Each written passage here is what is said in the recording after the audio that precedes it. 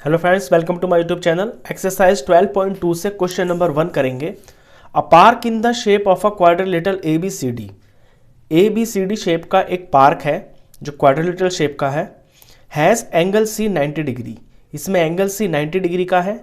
A B is equal to 9 metre, B C is equal to 12 metre, C D is equal to 5 metre and A D is equal to 8 metre. How much area does it occupy. तो ये कितना area occupy करेगा ये जो park है। अब देखिए, figure आपको खुद बनानी पड़ेगी, बुक के अंदर फिगर नहीं दी हुई है। अब इस फिगर का एरिया आप डायरेक्ट नहीं निकाल सकते हैं। हम क्या करेंगे कि इसके अंदर ये जो बी और डी है ना, इनको ज्वाइन करेंगे। तो बी और डी को ज्वाइन करने से ये क्वाड्रिलेटरल दो ट्राइंगल्स के अंदर डिवाइड हो गया है। नीचे वाले ट्राइंगल को आप देखें, बी सी डी, यहां पे ये 90 डिग्री का एंगल है ना, तो ये जो ट्राइंगल है जिसका मैं नंबर 1 रख रहा हूं, ये ट्राइंगल आपका राइट एंगल ट्राइंगल हो गया। तो राइट एंगल ट्राइंगल में सीधा हाफ बेस इंटू हाइट लगाकर हम इसका एरिया निकाल लेंगे। और ये जो नंबर 2 ट्राइंगल है, इस नंबर 2 ट्राइंगल का हम पहले बी डी निकालेंगे पाइथागोरस थ्योरम लगाकर इस ट्राइंगल के अंदर। जब बीडी निकल जाएगी तो ये तीनों साइड्स पता चल जाएंगी, फिर इसके अंदर हीरोन्स फॉर्मूला लगा देंगे तो नंबर 2 का एरिया आ जाएगा। नंबर 1 एरिया नंबर 2 एरिया को ऐड करते ही पूरे ए बी सी डी का एरिया आ जाएगा। तो यहां से शुरू करेंगे हम अपने ट्राइंगल बी सी डी से। सबसे पहले इसमें जो कंस्ट्रक्शन मैं कर रहा हूं ये लिखनी पड़ेगी। तो join B D, B D को ज्वाइन करते ही B C D is a right angle triangle बन गया। Now B C D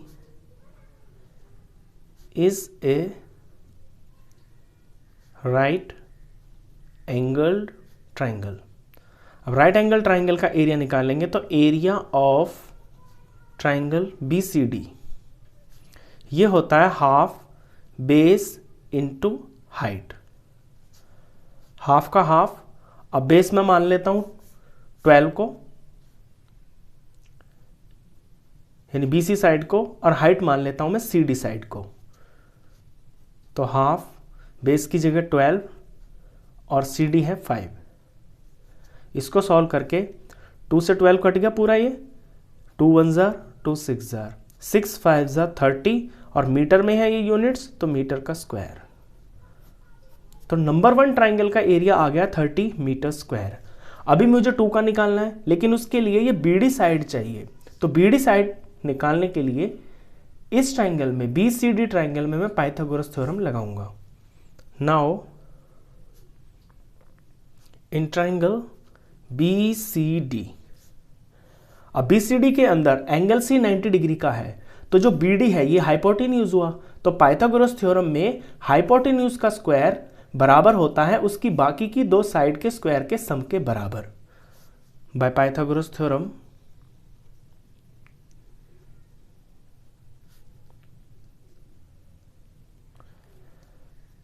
BD का स्क्वायर होगा B C square plus C D square. तो यहां से बीडी स्क्वायर की वैल्यू निकालते हैं। बी सी है मेरे पास 12, तो 12 का स्क्वायर, सी डी है 5 तो 5 का स्क्वायर।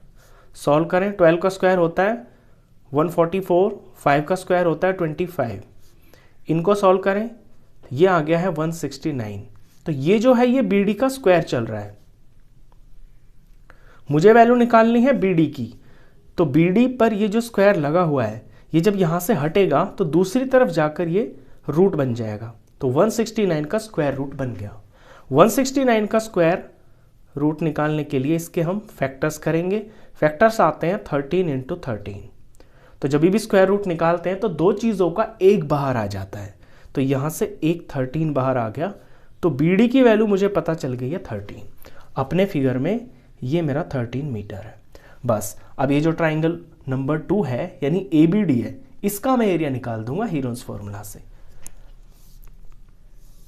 और यहाँ से क्वेश्चन करते हैं। Now in triangle A B D, अब ए बी डी के अंदर ए ले लेता हूं मैं 9 मीटर को, बी ले लेता हूं 8 मीटर को, और सी ले लेता हूं 13 मीटर को। अब area of triangle ABD by Heron's formula, Heron's formula होता है S minus A S minus B S minus C। अब यहां पर ABC तो मेरे साफ साफ दिख रहे हैं।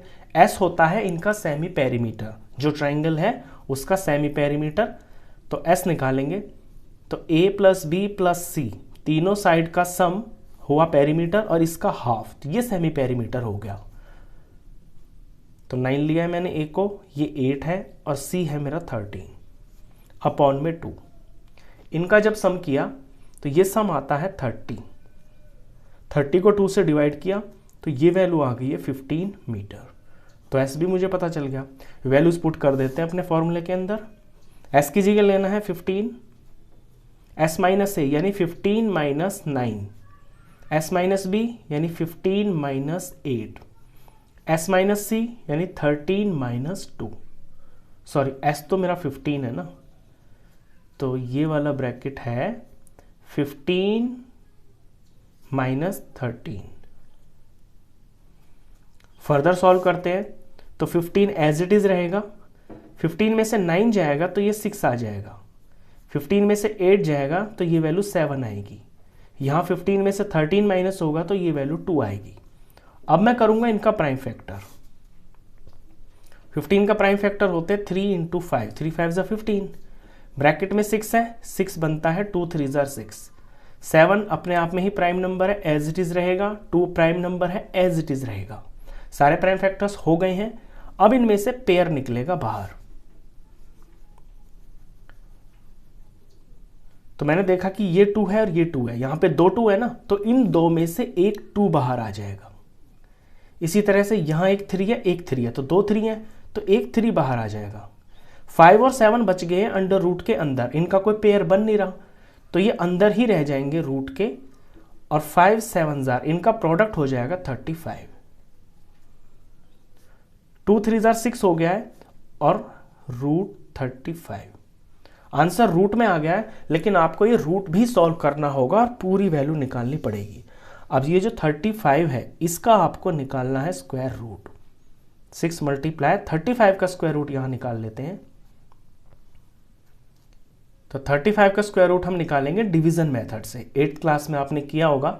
तो डिवीजन मेथड में क्या होता है कि वंस और ये टेंस यहां से पेयर बनना शुरू होता है।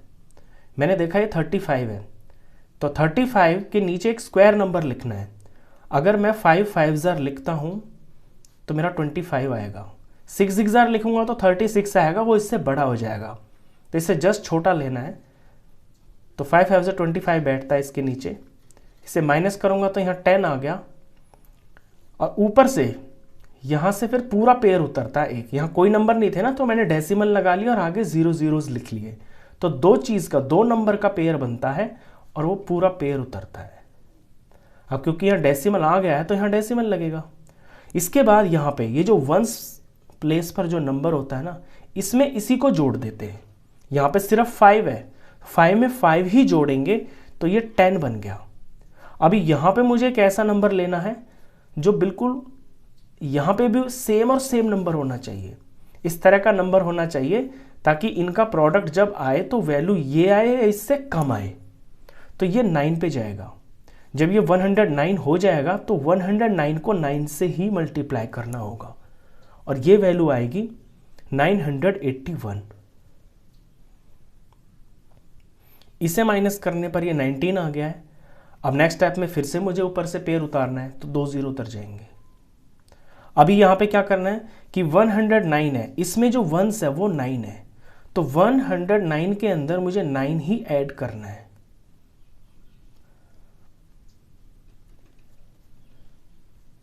तो 9 ऐड करेंगे तो इसमें आ जाएगा ये 118। तो यहां पर अब मुझे 118 लिखना है, और अब यहां पर और यहां पर एक सेम नंबर आना चाहिए ताकि ये आए या इससे छोटा है। तो मैं देख रहा हूं कि ये 1 पर ही जाएगा। जब ये 1181 हो जाएगा, यहां मैंने 1 लिया है, तो फिर इसको 1 से ही मल्टीप्लाई करना है। 1181 1s are 1181।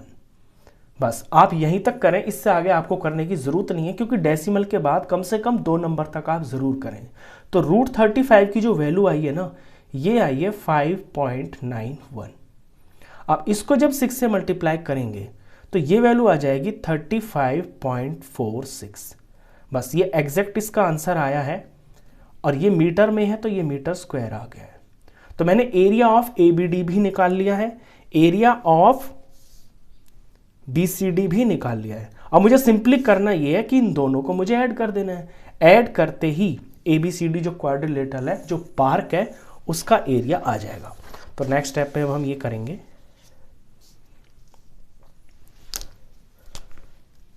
Now area of park ABCD, तो दोनों को जोड़ना है मुझे। Area of BCD plus area of ABD।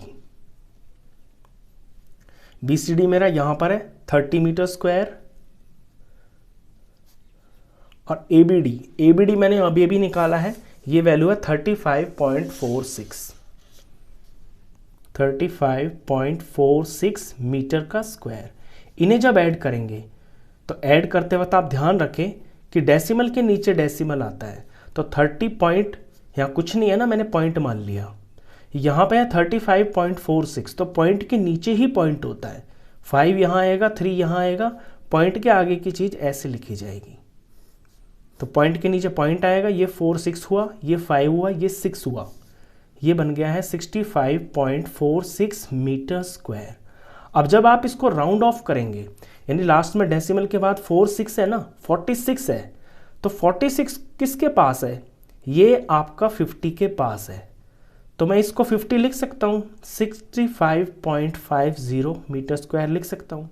और पॉइंट के बाद नंबर की वैल्यू होती है, 0 की वैल्यू नहीं होती है, तो फिर से मैं इसको 65.5 लिख सकता हूँ। और क्योंकि एग्जैक्ट आंसर तो मेरा ये था और ये मेरा अप्रॉक्स आंसर है, तो मैं इसमें अप्रॉक्स भी लगाऊंगा, यानी इसके लगभग आएगा।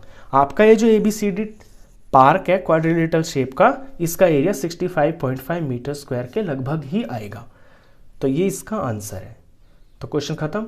इस वीडियो में बस इतना ही। नेक्स्ट क्वेश्चंस के लिए मिलते हैं फिर नेक्स्ट वीडियो में। तब तक के लिए गुड बाय।